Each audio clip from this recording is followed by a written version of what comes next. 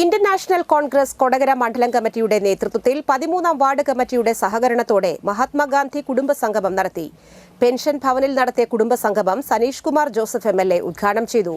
മണ്ഡലം president VM Antony അധ്യക്ഷത വഹിച്ചു. ചടങ്ങിൽ SSLC, +2 പരീക്ഷകളിൽ ഉന്നത വിജയം കരസ്ഥമാക്കിയ വിദ്യാർത്ഥികളെയും വാർഡിലെ 70 വയസ്സ് കഴിഞ്ഞ വിമുക്ത ഭടന്മാരെയും അനുമോദിച്ചു. Chalakudy UDF convener VO Pailappan, ward president Pradeep, AD Balachandran, Kodakara മുൻ മണ്ഡലം president MK Shine, DCC secretary Deljith Njarleli, മണ്ഡലം vice president Ranjith, Joy Chembakassery, ward member Panila Gireeshan, programme കോർഡിനേറ്ററും മണ്ഡലം കർഷക പ്രസിഡന്റുമായ ജോസ് കോച്ചേക്കാടൻ, മണ്ഡലം സെക്രട്ടറി KG ബിജു എന്നിവർ സംസാരിച്ചു. ഇന്നത്തെ ഒരു കാലഘട്ടം നമുക്കറിയാം, ചരിത്രത്തെ സംസ്കരിക്കുന്ന ഒരു കാലഘട്ടത്തിലാണ് നമ്മളൊക്കെ മുന്നോട്ട് പോകുന്നത്. ഇവിടെ സൂചിപ്പിച്ചതുപോലെ 200 വർഷക്കാലം നമ്മുടെ നാട് ബ്രിട്ടീഷുകാരുടെ അടിമത്തത്തിലായിരുന്നു.